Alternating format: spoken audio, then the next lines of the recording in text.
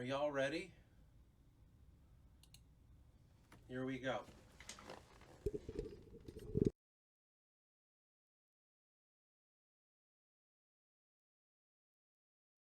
Testing, testing, testing, testing, testing, testing, testing.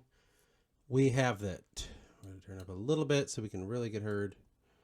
Bada boom, bada bing. Okay. Here we go. Welcome to the 𝚃𝚘𝚎𝚘 fucking video again for the first time. No. Welcome. Part of the trade of the fucking trade wars prelude. This is a country of 𝚃𝚘𝚎. Now, we're going to give a brief overview of each area, and then we'll kind of get into each section. So we'll read bullet point by bullet point, and then from there we'll kind of explain certain things if they needed to be explained. Now,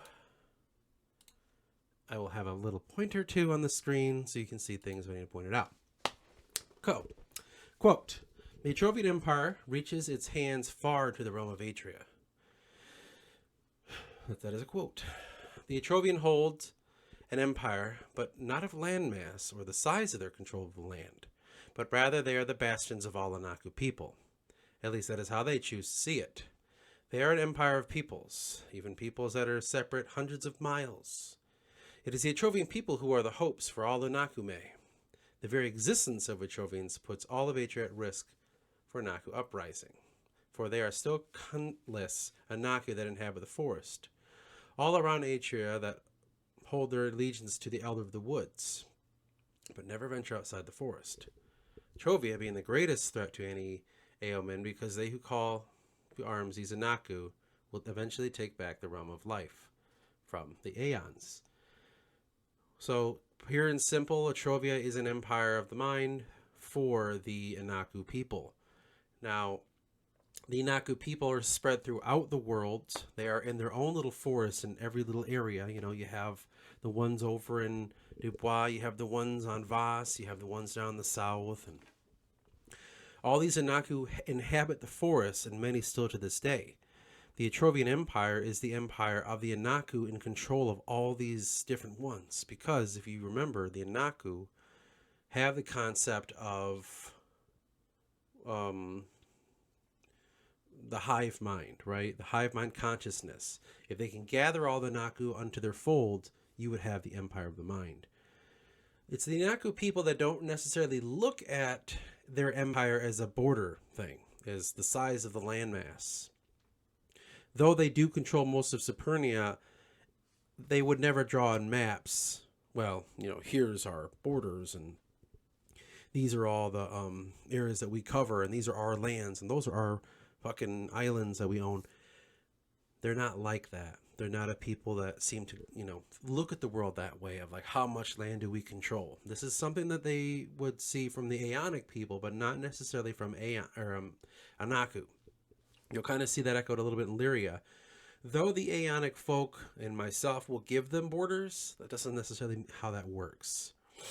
For the idea of those borders would be kind of, I wouldn't say blasphemous, but it just goes against the beliefs of the Anaku people.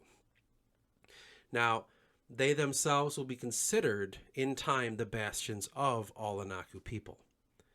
So, the example I'm going to give would be like the Native Americans in our real world, right? Now imagine on all the reservations around the United States, somehow they were all united under one hive mind consciousness that's telling them to rise against the Aeonic people, rise against the Americans, the normal fucking people that came over here that are not native to the lands, right? It would be something like that. It's not like, oh, well, that means they own these lands. Like, no, that's not how they go about it, because that'll kind of like, that'll be a big tell if they do something that way.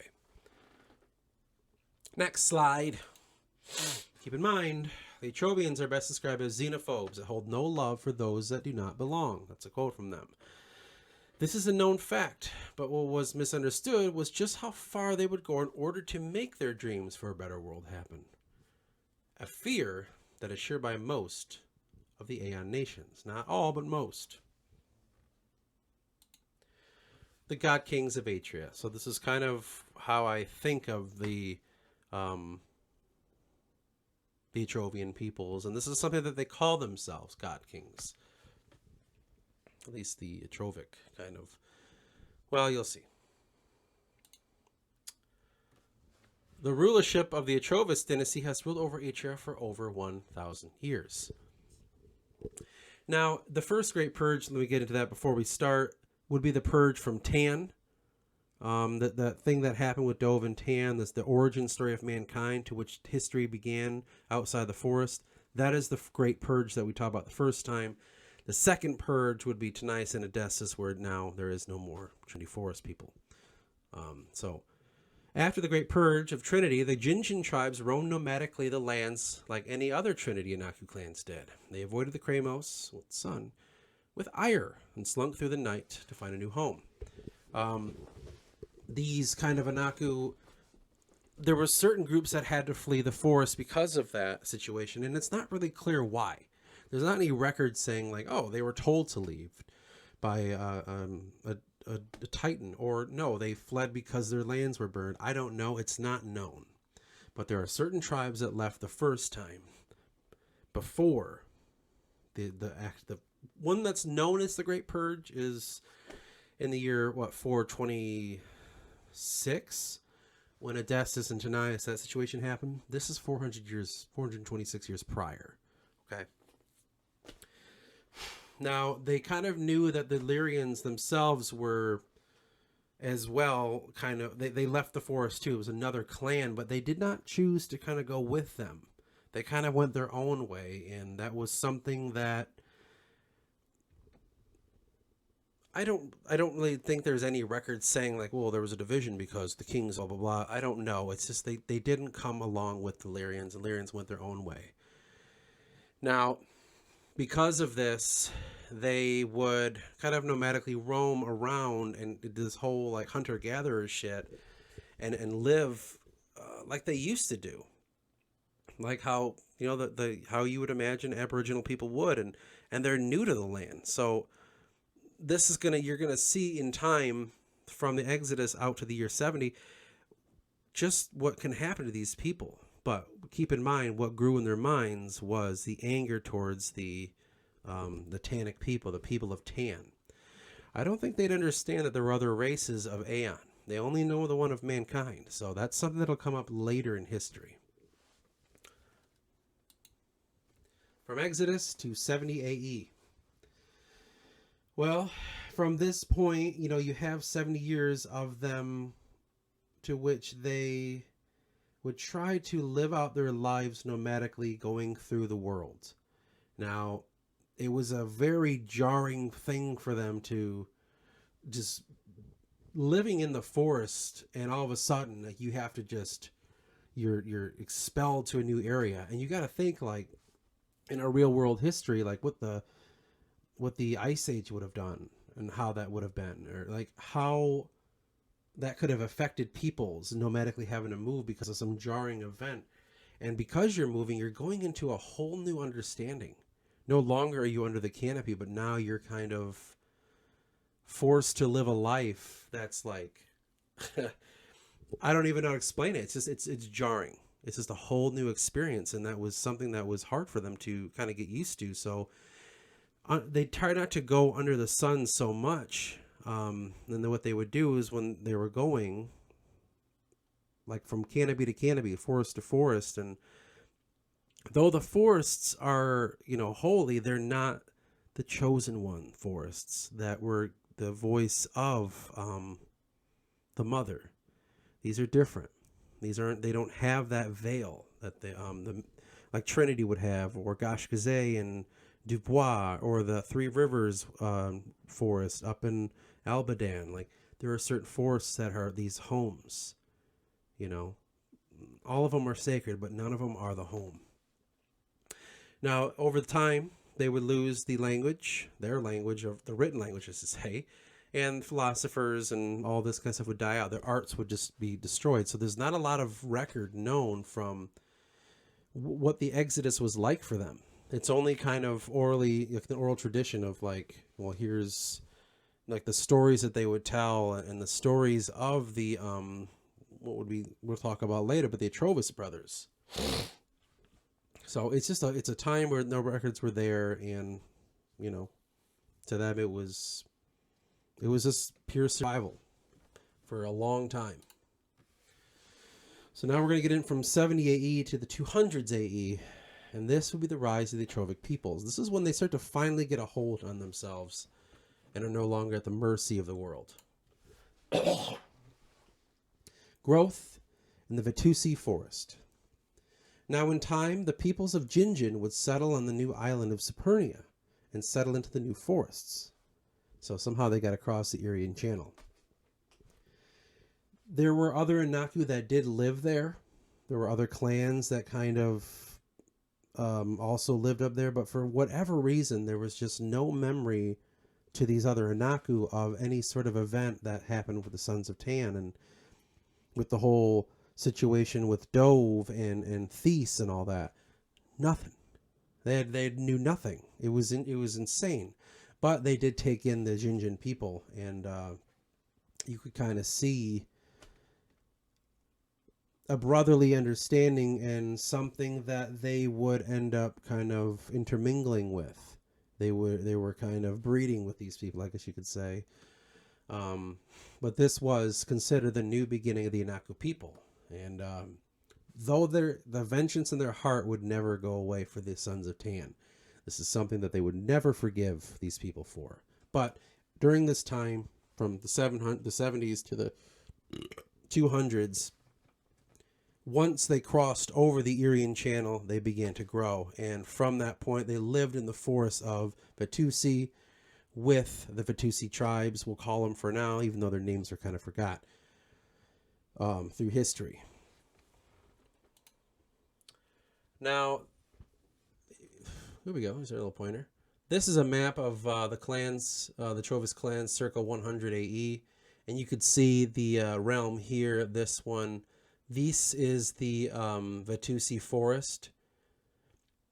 That's the home. That is where the lost tribes were, and that is where the peoples of we'll call them the Jinjin still.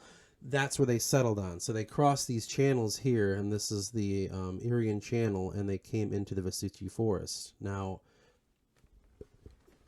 in time, they would try to expand, and that's what we're going to kind of get into this point, where it was Maor Älvkra and 𝚃𝚘𝚎 Älvkra who helped create what would be the rulership over the neighboring three forests of Tenebus in the north. Obviously, that would be this one here.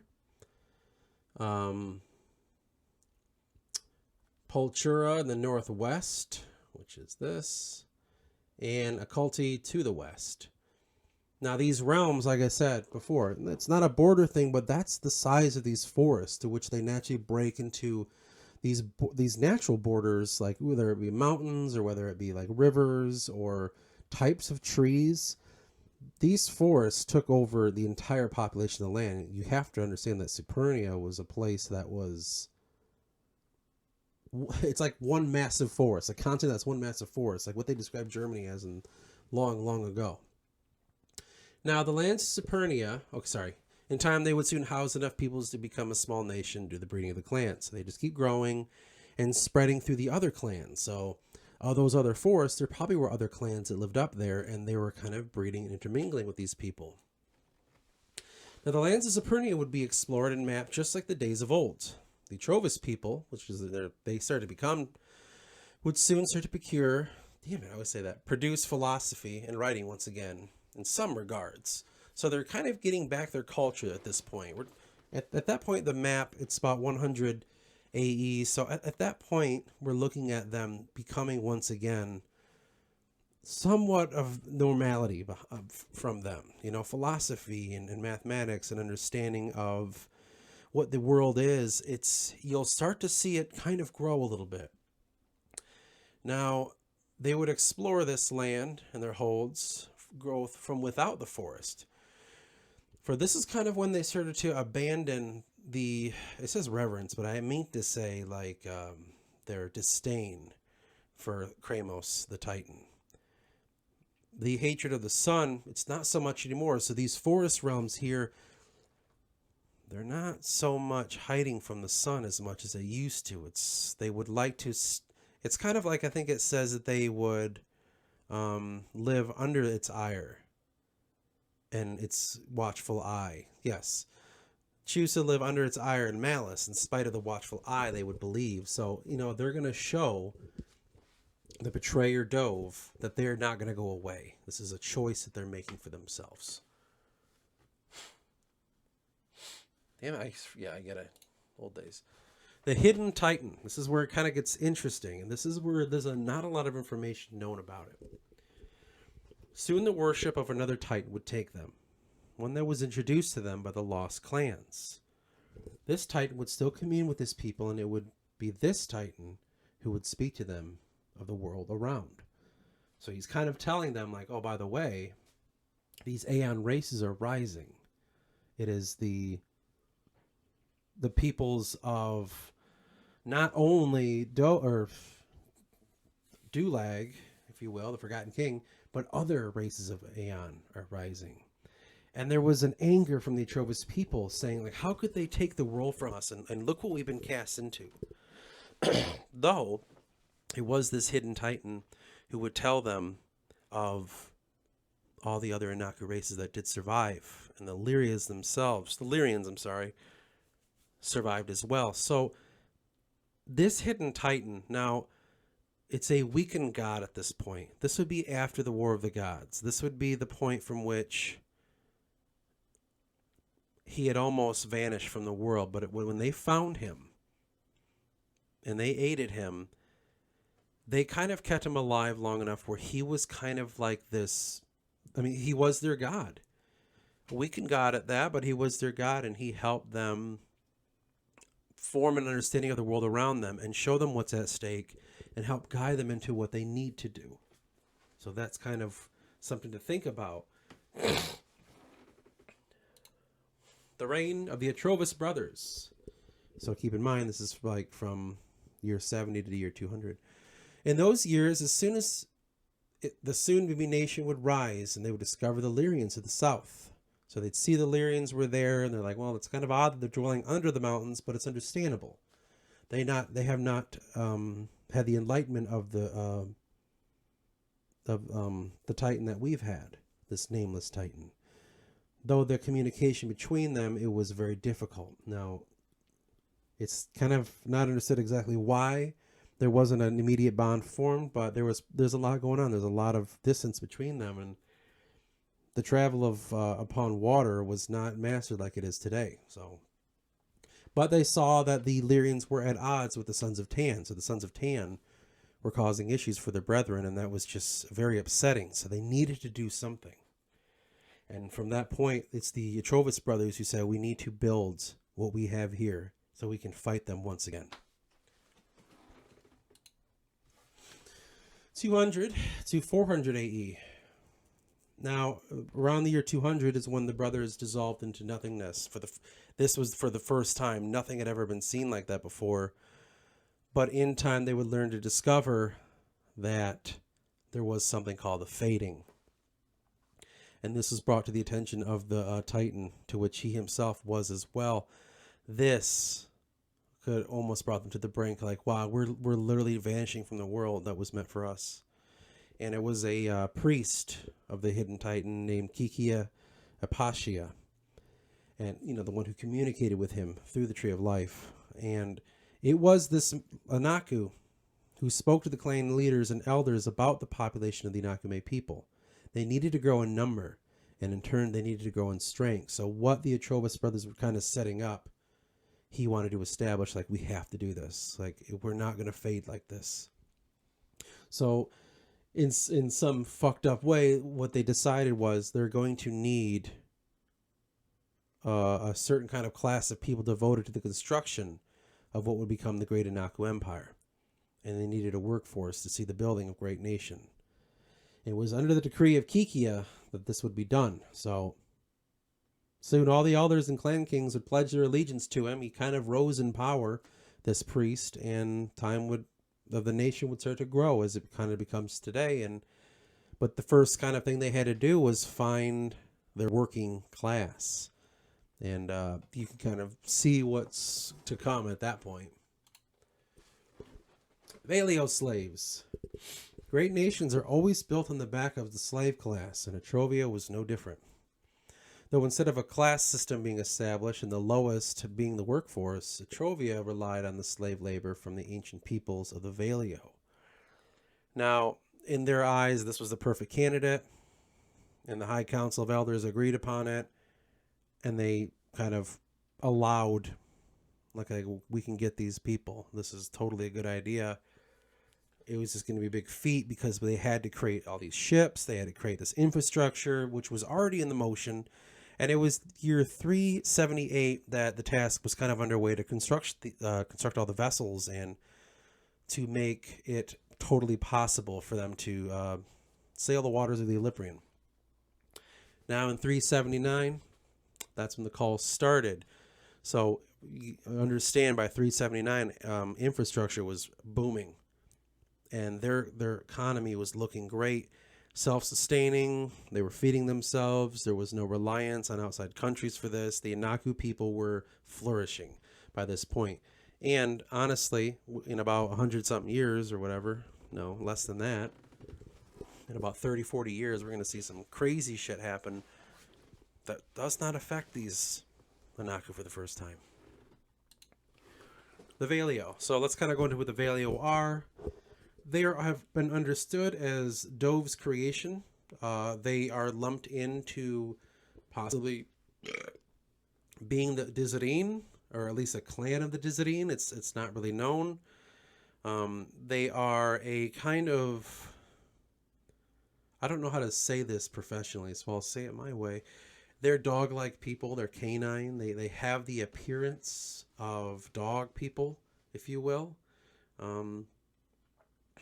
In the face, the muzzle and the nose and the way the ears look, and they just resemble that of hounds, if you will.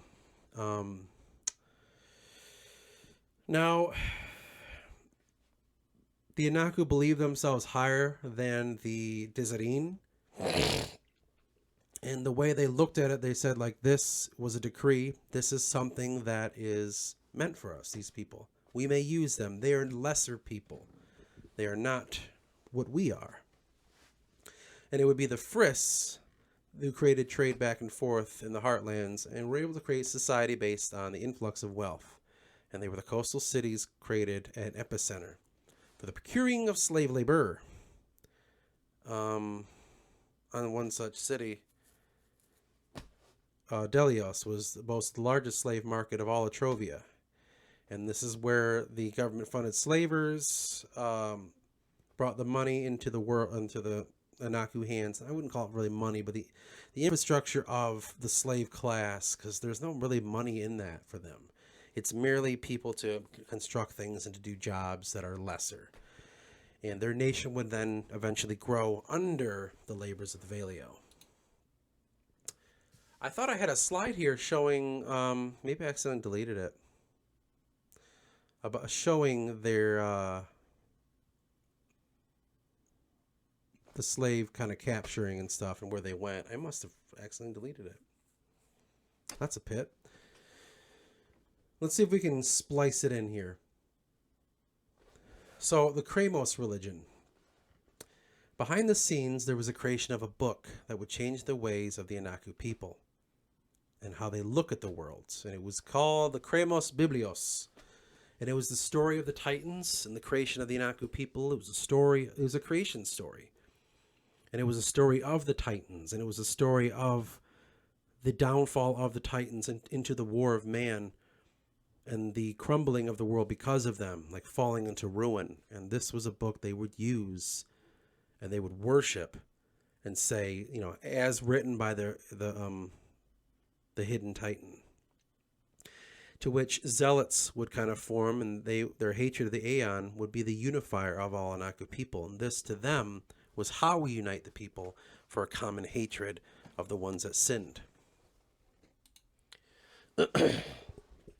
400 AE to 650 AE.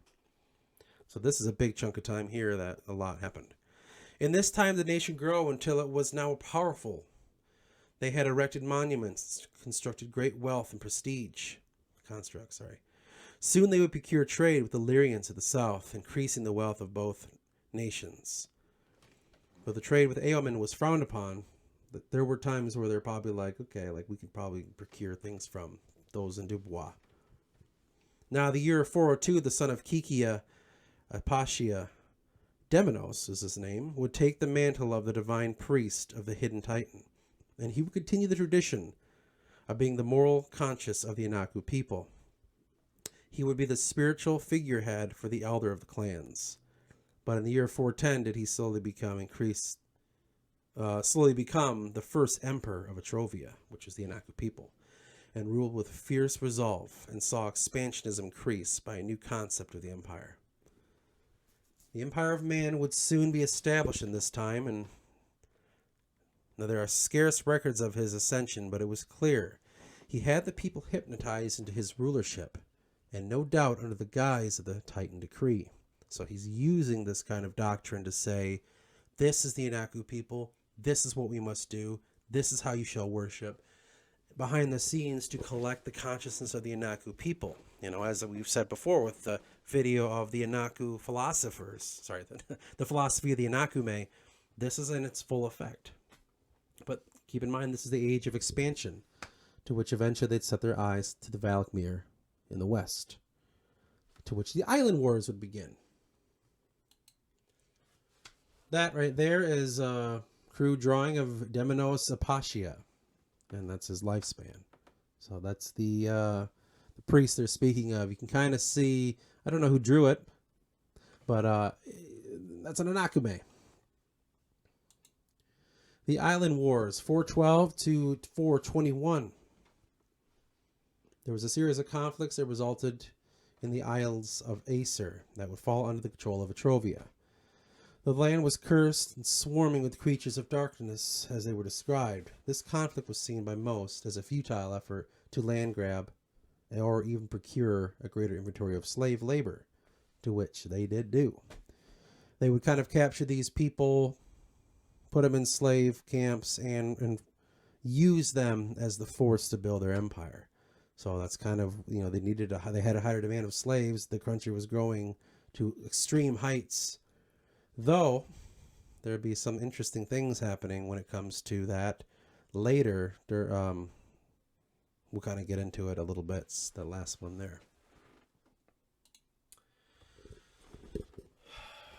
421 to 634. Now, in those years, the growth was still thriving. They were spreading throughout the forests. National infrastructure flourishing. Transportation bustling. Arts, philosophy, huge. This is like their Renaissance era, which you kind of can see. Now, they're mostly centered on the understanding of the Titans and the science of the realms. Major changes would kind of come because of that, and systems created by the Titans truly worked. So, with studying the 𝚃𝚘𝚎𝚕𝚞𝚍 Biblios, they formed that around the infrastructure and the economy of their place, and how the world was already built for them, so they must kind of keep a natural order within it. You know, let's not build against the world, let's build with the world, kind of thing. So it's, you know, you look at like Tantorum, and you look at Drana, and you say they're building against the natural world. They're trying to conquer it. Whereas this point, the Anaku realize they must not conquer the world that they live in, but they must live amongst it. That's how they can deter the Sons of Tan. And the 20 major cities were kind of spread around this point, and supported by city-states and all that. And we'll show a little map here of the expansion of the Etrovis clans. Now, this is what became Cicerna.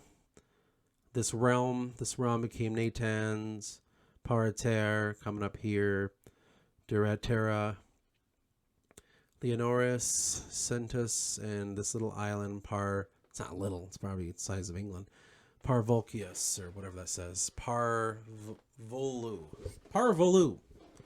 This is kind of the land that they were having. This is before they got to the realms of Danae, which would be the north from here, and that's the rest of it. But during these times, you know, between 421 and 634, probably by 634, this is what they had, almost half, if not more than half of the continent. Prelude to destruction. So we have a bit of a dark period that happens here. Soon the nation of Etrovia would be considered one of the largest nations on all of Atria, and they would boast the largest navy that rivaled the Sons of Tan at that time, like the Bronze Age time. For this was through the successful capture of slaves and usage of a new method. So along with the slaves of the Valak Mir and along with the slaves of the Valio, the extracting of feral Anaku to be part of the slave class, this would eventually become their downfall, but that was their new idea. So let's kind of talk about what a feral is. Ferals. These are the Anaku that have become feral and roam the forest with the minds that have become tainted and weak. They are no different than a boar with brute strength, yet the mind has deteriorated. None know just how these Anaku become feral, but it was widely understood that certain Anaku would go rabid and have to be exiled from their homes and families. They would in turn be relocated into protected forests, places that they could not escape, as the forests were surrounded by massive walls and armed guards. Now, it was the invent of a Trovis scholar, Romanus, to use the people to do good for the Etrovian peoples, for it was understood that they could perhaps be saved if they were in turn made back into structured society instead of being outcast, doomed to wander the woods alone. It's like we can educate these people, these ferals, into being the working class for the betterment of civilization, to which they were put in the schools of labor. And so their uselessness was now useful, and the ferals were studied, their behaviors were analyzed by the science community, and these camps were constructed by the state and maintained and guarded by the warriors of the Deve clan. It was a warrior clan. They just kind of saw this opportunity and said, like, here's how we can do this. But 623, the Feral Rebellion. Somehow, the Ferals would escape from enslavement and break free from bondage, and just spreading across all of Etrovia, burning and destroying. It was a horrible time, and the time was called the Dere, or the Burning. This had lasted over 2 years, and armies united against the Ferals, but were easily destroyed. And these mindless beings would roam lands burning and creating havoc until everything that was built up for about 623 years was destroyed. And they fell into a dark age. And then this dark age that happened from 623 to the year 1003, nothing. Nobody knows what happened to them. Nothing written down. The year 1003 to 1234, the rule of Pyrrhus Callyana. This right here, all of a sudden, out of nowhere, did they rise up. Like, there's something there. Something happened. Something that's not talked about, but something fucking happened in that point in history to which we lost. Now, place your guesses and place your bets of what might have been, but something crazy happened. Though recorded history seemed to be recounted in the year 1003 with the crowning of a new emperor, Pyrrhus of Callyana, and this signified a new age of enlightenment and growth. For the ruined cities once again rose from the ashes, and soon they would go into the golden age, and the Etrovis flourished under the rule of Pyrrhus. Though this emperor was very open about his hatred of the Tannic people still, and warred with himself, being the new nation of Adrana. He's like, oh great. There's another fuckers down there. Even though Adrana had been established since like about 450s is when Adrana became a thing. Like, this is when they're hearing about it. Like, oh god damn it, there's more of those fuckers. They needed to be stopped. And in his reign, the doctrine is when he established the idea that this is a threat, but we have to do it our way. The belief that the Aeon people should all be destroyed before they destroy the world of life. It was his manifesto that he came to the conclusion it was the son of Ҭanaus who cursed the Anaku people and took from them the divine right that was gifted by the Titans. Now the communication of the Titan god was beginning to grow lesser, and more of the Anaku knew the old ways began to fade. So a new concept had to be established for the greater good of Anaku. The peoples that knew the old Anaku ways and knew the original Anaku ways are all gone. And this May wanted to establish the old and good ways, and he came up with this manifesto, this concept of what it is to be an Anaku. And it would be he who continued the mantle of uniting all Anaku under one banner. And in his rule of 231 years did he continue the doctrine, and his nation would begin to grow under his rule. He was the one who basically said, we're going to pick back up where they left off, and we're going to destroy the world of man. 1234 to 1521. Chantcleer Callyana. His rule was one of legend, for he led the Ettrovians to the age of enlightenment that saw the growth of their cities into the heavens. The dominion of the Ettrovians would flourish once again, and the establishment of alliances grew between Etrovia and Lyria, to which in this time they would slowly become the benefactors to the smaller Anaku Empire. They're kind of getting their grips on them. The Anaku people would grow, and soon expansion of Anaku all around Atro would grow, as each Anaku force would be invited to the fold during what was called the Call from 1267 to 1456. Prophets of the Titan would roam the known world searching for Anaku forests and calling their brothers to fight against the expansionist Aeonic people. This time was quiet.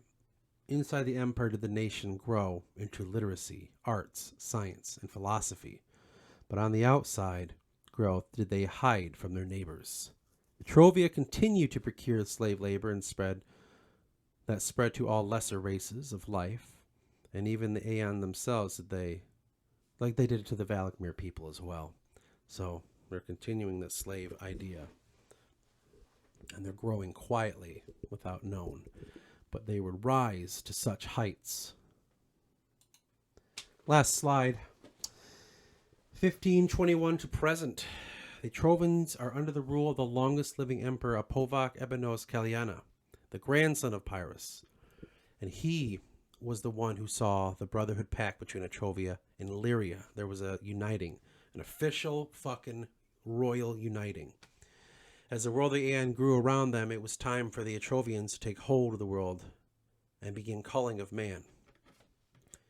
And that is where the trade wars would kind of start. And it was within this war that they fought the Tantoric people besides their allies, the Lyrians. It was more of a testing of metal than it was an actual conflict. And it was that point in which they realized that their people needed to kind of, the Etrovians would have their guns and cannons and rifles and shit, whatever. That was something that the Etrovians needed to figure out a way past.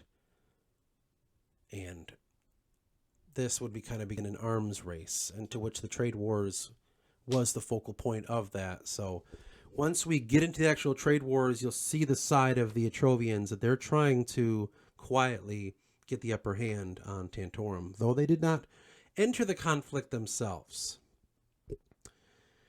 Now, also, what would become quietly happening is the Serpentine Order would grow, and the Fachu, their alliance with them, to finally put an end to the races of man.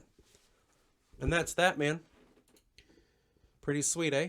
Now, we'll keep that in mind, that that's the Etrovian people during this time. That is what they were seeking. Once we get into the actual trade wars proper, the preceding years before it, we'll kind of get into a little bit more of it, but they had fallen, and they are growing back up again, and their influx of technology is what they seek. You'll start to see that happen when they ally themselves with people like Lyria, and they ally themselves with those in Dubois. But keep that in mind before we go into the next country. That's kind of what Etrovia has been working with. a quiet growth to which they will destroy the worlds of man without them even knowing it. And that's that.